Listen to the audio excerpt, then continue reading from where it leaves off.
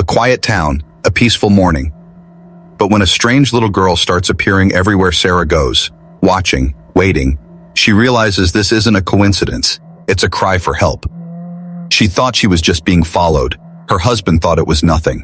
But the moment the little girl whispered the truth, everything turned into a race against time, and danger closed in on their doorstep. The sun crept gently over Oakwood, painting the quiet suburban streets in a soft golden light. Sarah Matthews stood barefoot in her kitchen, the scent of fresh coffee mingling with the warm aroma of toast. She hummed softly as she packed a basket of canned goods and neatly folded blankets for the shelter's weekend drive. Her auburn hair was pulled into a loose ponytail, wisps framing her kind, open face. The house felt peaceful, the kind of morning that made her feel grateful for this small town and the life she had built with her husband. Daniel Matthews, already in his neatly pressed police uniform, sat at the kitchen table with his coffee in one hand and the local paper in the other. His salt and pepper hair was trimmed short, his posture straight but comfortable. He looked every bit the steady officer Oakwood relied on, but when he glanced up at Sarah, his expression softened. "Another food drive today?" he asked, setting down his mug and paper. Sarah smiled, sliding him a plate of scrambled eggs. "Always. The shelter's been full since the weather turned cold. I want to make sure everyone's got something warm to eat this weekend." Daniel watched her for a moment, a quiet pride in his eyes. "That's my Sarah," he said warmly. "You keep this whole town together." She laughed softly, waving off the compliment. "I just do what needs doing, same as you." He finished his breakfast, stood and leaned down to kiss her cheek. "Stay safe today. I'll be home in time for dinner." "Prom? Is?" she teased. "Promise." She watched him leave, the familiar sound of the cruiser starting up outside bringing its usual sense of security. When the house was quiet again, Sarah grabbed her keys and headed out to do her errands before her volunteer shift.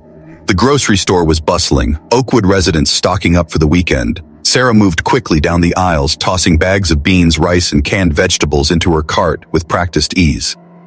It was when she stopped near the cereal aisle that the hairs on the back of her neck prickled. She couldn't explain why, but she suddenly felt as if someone was staring at her. Her eyes scanned the aisle. Nothing out of the ordinary. A young mother wrangling a toddler, an elderly man comparing oatmeal brands. But then she saw her, half hidden behind a stack of chip boxes at the end of the aisle. The little girl couldn't have been more than 8 years old, her big brown eyes locked on Sarah. She didn't blink, didn't move, just stood there watching. Sarah felt a strange tug at her heart. The girl wasn't dressed poorly, but her clothes looked a little worn, a little too big.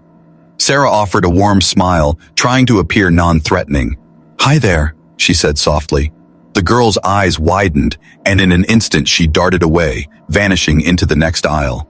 By the time Sarah wheeled her cart around to follow, the girl was gone. She tried to shake off the unease as she checked out, telling herself it was just a curious child, maybe new to town.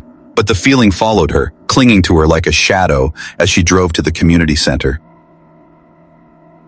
Hours later, after sorting donations and chatting with volunteers, Sarah decided to walk home through the park.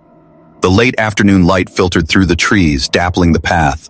For a while, she let herself relax, until she saw her again. The little girl stood at the far edge of the playground, peeking out from behind a tree. Her posture was tense, as if ready to run at any second. Sarah froze, then slowly raised a hand in greeting. "It's okay," she called gently. "I won't hurt you." But just like before, the girl bolted, disappearing into the trees with quick, silent steps.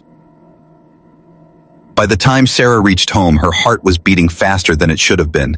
She spotted movement near the neighbor's fence, a small figure ducking out of sight.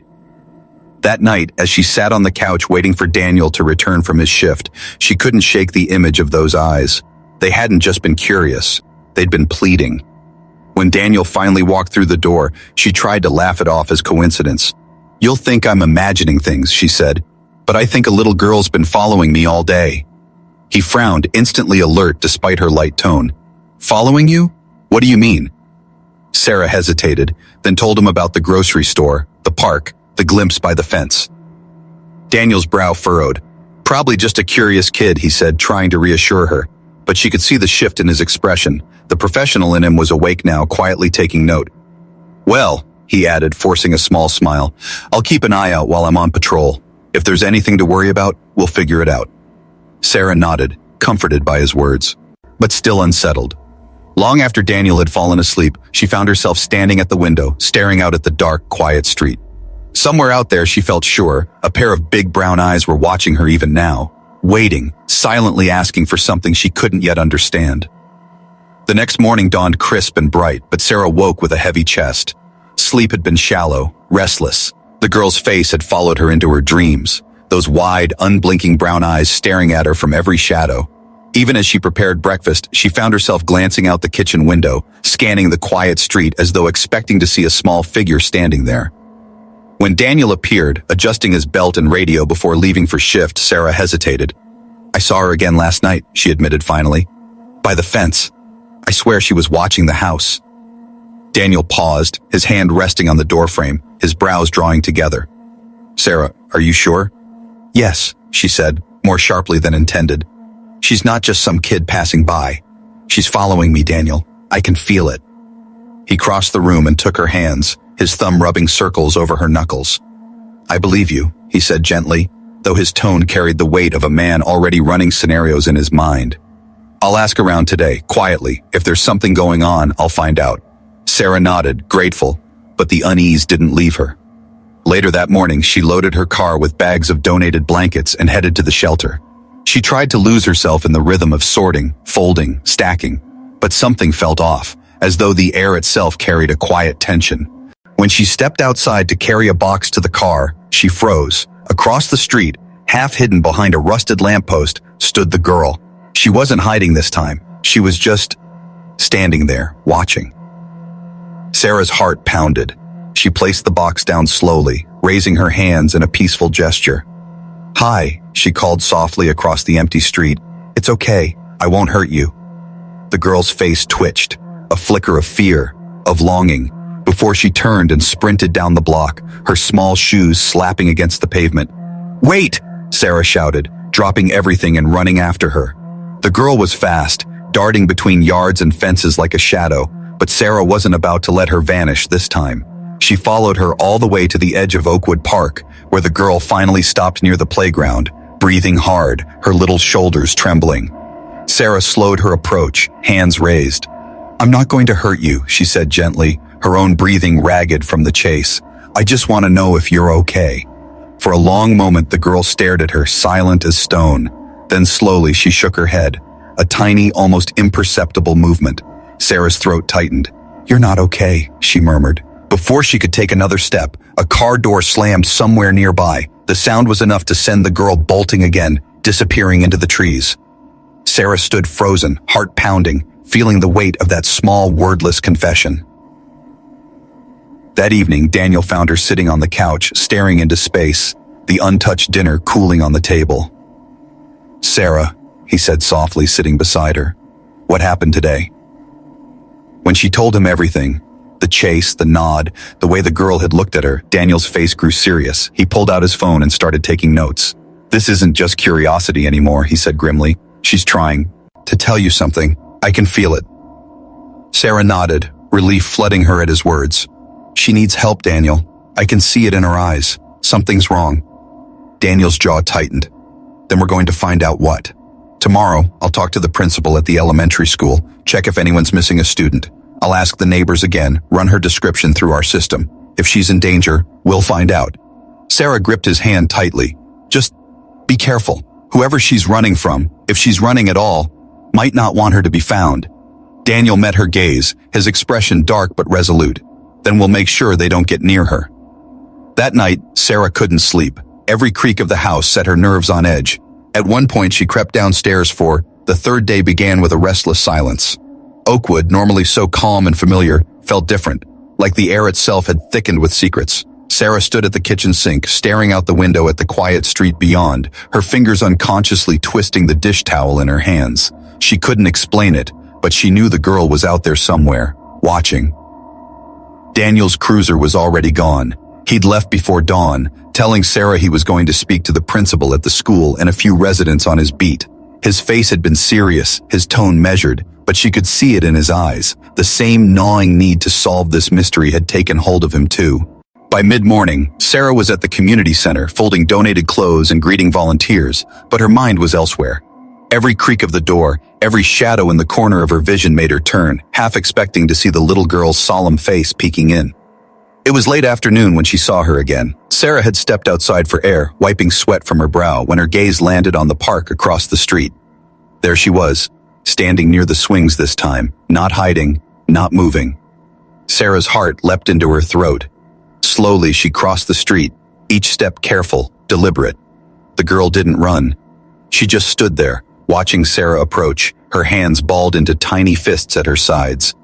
When Sarah was only a few feet away, she knelt down, bringing herself level with those wide, haunted eyes. "Hi," she said softly, her voice barely a whisper. "I'm Sarah. I've seen you so many times now. I just want to help." For the first time, the girl's lips parted. A single sound escaped, not words, but a choked sob. Before Sarah could react, the girl stepped forward suddenly, throwing her thin arms around Sarah's neck. The force of it nearly knocked Sarah back, but she wrapped her arms around the trembling child instinctively, feeling the ragged breaths against her shoulder. "It's okay," Sarah murmured, stroking her hair. You're safe. But just as quickly as the connection was made, it was shattered. A car turned onto the street. A familiar black and white cruiser. The sound of tires crunching on gravel made the girl stiffen like a startled deer. Her body jerked violently, and before Sarah could tighten her hold, the child wrenched free and bolted, vanishing into the trees beyond the park. "Wait!" Sarah called after her, her voice breaking. The cruiser slowed to a stop, and Daniel stepped out, scanning the area. His expression darkened. Wow.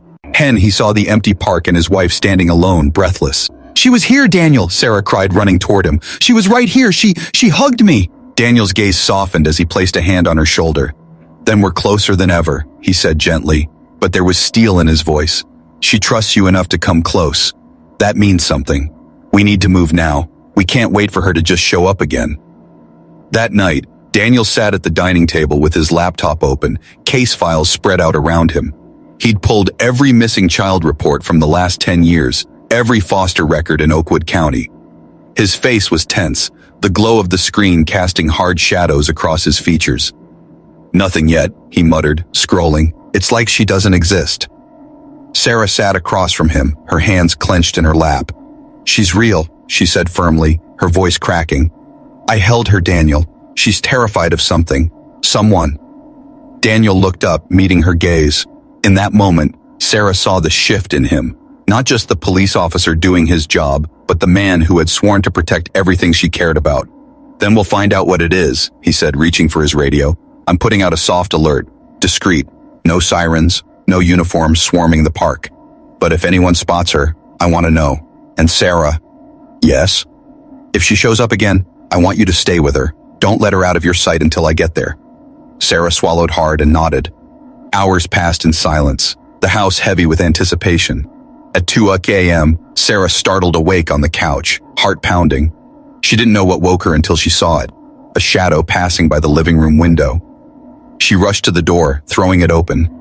The porch was empty, but on the welcome mat lay something small and worn. A photograph. Sarah knelt down with trembling hands, lifting it to the porch light. It was a picture of a young woman holding a baby, smiling softly at the camera, and Sarah's breath caught in her throat. The woman in the photo could have been her reflection. Behind her, Daniel appeared, gun holstered but hands still hovering near his belt out of instinct. He looked at the photograph and swore softly under his breath. "She's not just following you," he said grimly. "She's trying to tell you who she is." Sarah's heart hammered in her chest as she stared into the shadows at the edge of the yard, certain that somewhere out there, the little girl was still watching, waiting to see if Sarah understood her silent message. Daniel didn't sleep that night. Long after Sarah had gone upstairs, the photograph still sat on the table under the glow of the kitchen light. He stared at it like it might give up its secrets if he just looked hard enough. The resemblance between Sarah and the woman in the picture was uncanny. Same auburn hair, same warm smile, same gentle eyes. By morning, Daniel had already called in a favor at the station. When Sarah came downstairs, bleary-eyed and still shaken, he was lacing up his boots. "I ran the photo through the database," he said, sliding it into a protective sleeve. "It's a match. Lydia Thompson. She went missing 8 years ago along with her infant daughter. The case went cold after 6 months. No body, no leads." Sarah's breath caught. Then Then the girl. Daniel nodded grimly. She might be that missing child, which means someone out there might not want her found. The words hit Sarah like a physical blow. Suddenly the girl's fear, her silence, her frantic running all made a terrible kind of sense. Daniel, she said quietly, clutching the edge of the counter. If she's been alone this whole time. She hasn't been, he cut in, his voice clipped. At least not entirely. Someone must have taken her in. The question is who, and why she's running now. That day, Daniel worked the case like a man possessed. He canvassed the neighborhood again, this time with the photograph in hand. Most neighbors hadn't seen anything, but one elderly man at the far end of the block mentioned a skinny little thing slipping through his yard at night, always alone. She's like a ghost, the man said, shaking his head. Never says a word, just looks at you like she's somewhere else. By afternoon, Daniel was at the county records office pulling every scrap of information he could find on Lydia Thompson. There was a history of domestic calls to her old address, neighbors reporting shouting, crashes in the night. A boyfriend's name kept appearing in the files, Victor Russo. Daniel's stomach turned as he read further. Russo had a record: assault, illegal firearms possession, suspected ties to a small-time crime syndicate. He had disappeared shortly after Lydia did. Back at the house, Sarah was pacing the kitchen when Daniel returned. "Tell me you found something," she pleaded. He set the folder on the table and met her gaze. Lydia didn't just vanish, she was scared. She was trying to get away from him. I think she succeeded, but she never came back for the baby. Sarah swallowed hard, her heart aching. Maybe she couldn't. Maybe she thought leaving her was the only way to keep her safe. Daniel ran a hand over his face. If Russo's people are still out there, they might see that little girl as a loose end. The word sent a chill down Sarah's spine. For the first time, she realized this wasn't just a mystery. It was a threat. That night, Sarah sat by the living room window, staring out into the quiet street. The house was too still, too fragile. Every distant bark of a dog, every car door slammed made her flinch. She couldn't shake the image of the girl, standing out there alone in the cold, clutching that photograph. It was past midnight when it happened. A faint rustle outside. A shadow moved past the fence. Sarah's heart leapt into her throat. She grabbed her sweater and hurried to the door, careful not to wake Daniel. The porch light cast a dim glow across the yard, and there she was, the little girl standing at the edge of the driveway, her small frame trembling.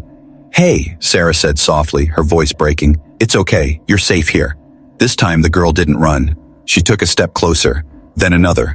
Sarah's breath caught as the child stepped fully into the light, her face pale, her lips trembling. In her hand she clutched something, another photograph crumpled from being held too tightly.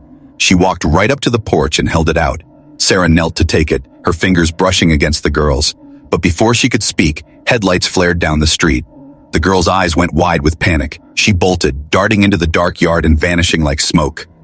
"Amara," Sarah shouted. The name had burst out of her unbidden, though she didn't know where it came from. The headlights drew closer, slowing in front of the house. Daniel's cruiser. He leapt out, hand instinctively near his weapon.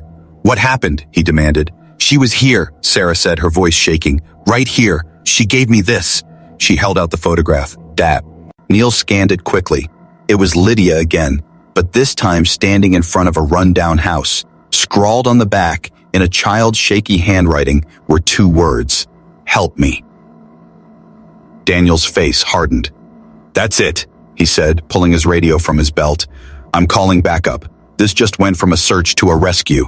Sarah's breath came in shallow gasps as she looked into the night where the girl had disappeared.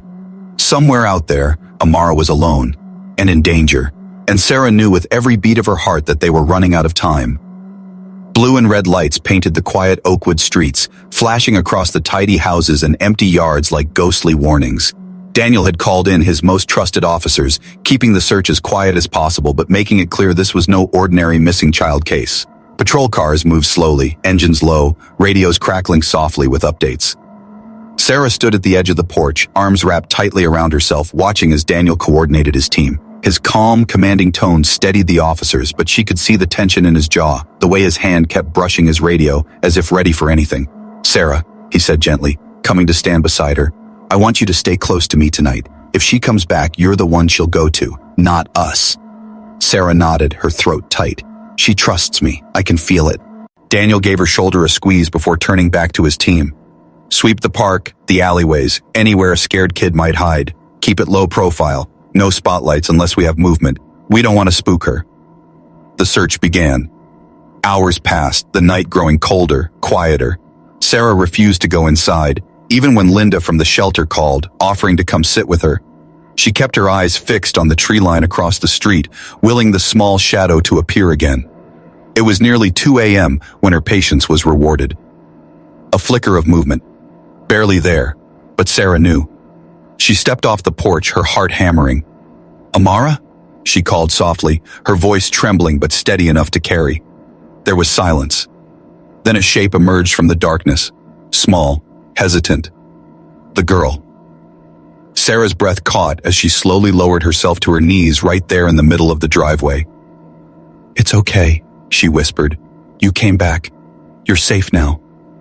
Amara crept forward, her steps cautious, until she was just a few feet away. Her hair was messy, her clothes slightly torn, and there was dirt smudged on her face. Sarah's chest ached. "Sweetheart," she said gently, "I need to know what's wrong. You don't have to be afraid of me. You can tell me." For a long moment, the girl said nothing. Then, in a voice so small it almost broke Sarah's heart, she whispered, "He's looking for me." Sarah felt her stomach drop. "Who, Amara?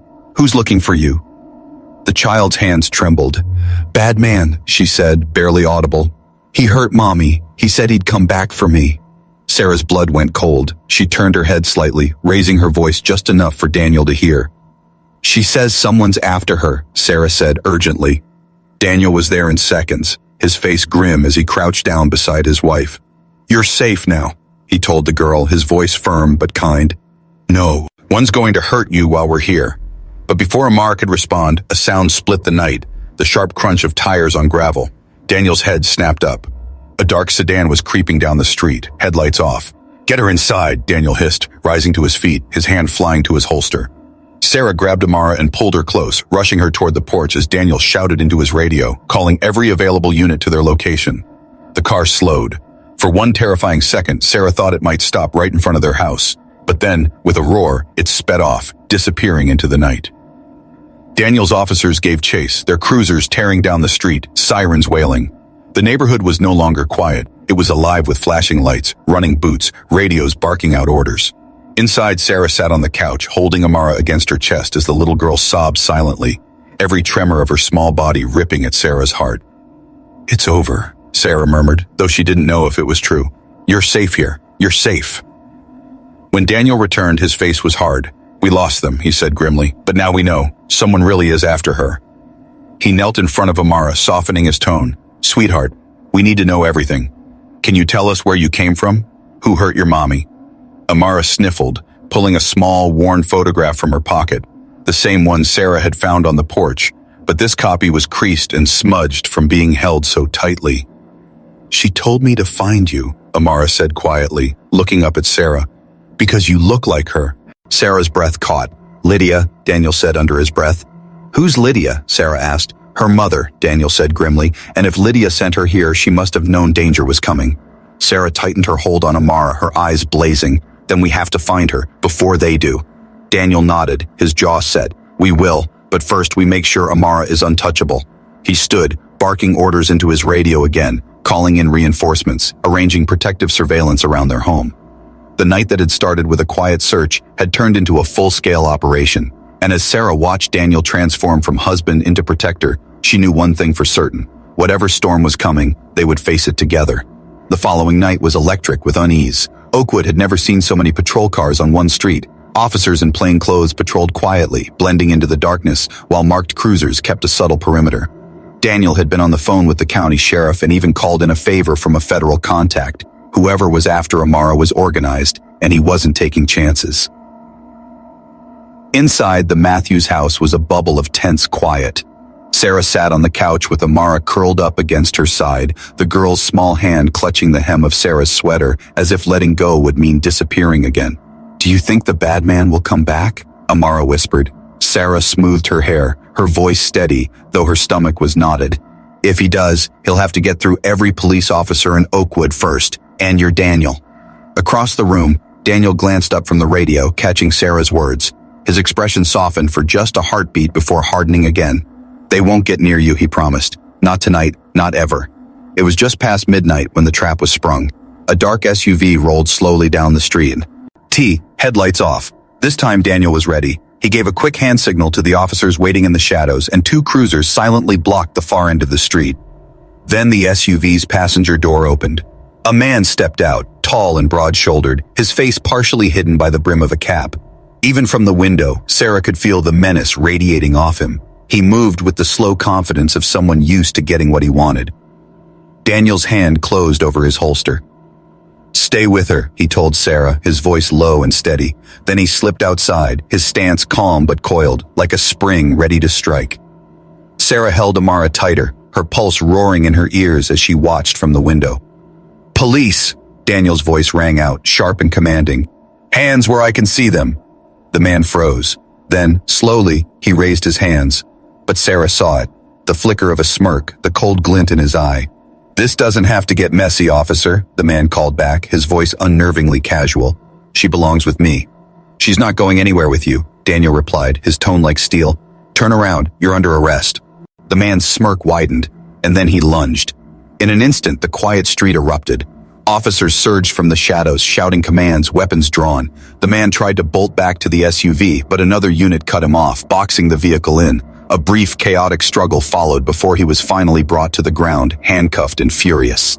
Inside, Amara had buried her face against Sarah's chest, trembling so hard Sarah could feel it through her own ribs. "It's over," Sarah whispered, kissing the top of her head. "He can't hurt you anymore." But the night wasn't truly over yet. Hours later, after the suspect had been taken into custody, Daniel sat at the kitchen table with a file in his hands. His face was grim. "He talked," he said quietly. "Lydia, Amara's mom. She's alive." Sarah's heart leapt. "Where?" "Witness protection," Daniel said.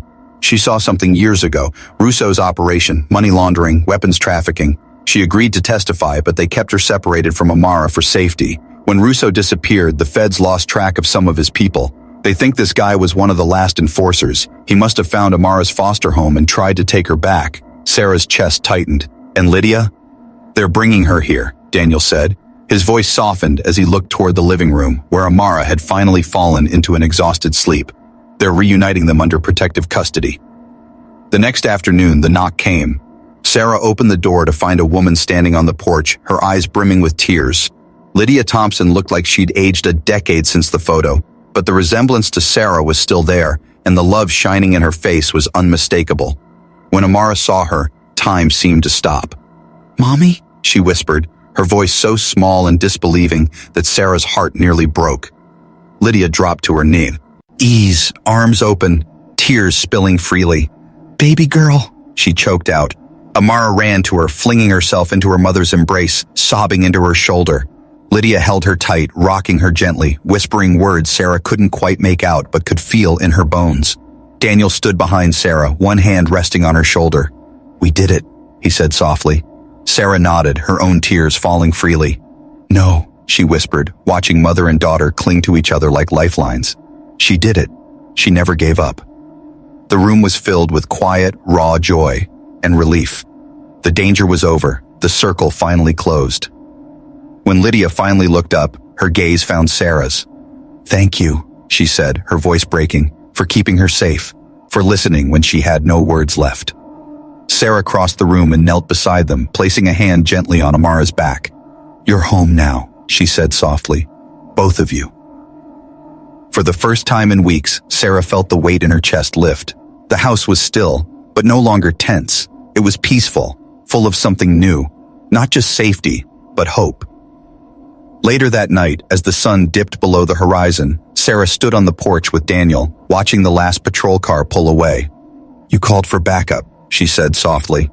Daniel smiled faintly, sliding an arm around her. "I'd call the whole world if it meant keeping you two safe." Sarah leaned against him, her heart full as she glanced through the window.